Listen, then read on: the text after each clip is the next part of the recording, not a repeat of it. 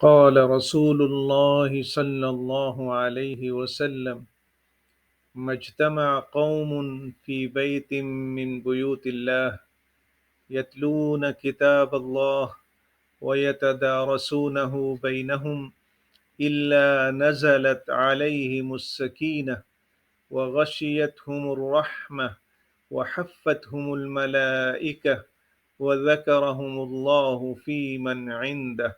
رواہ مسلم۔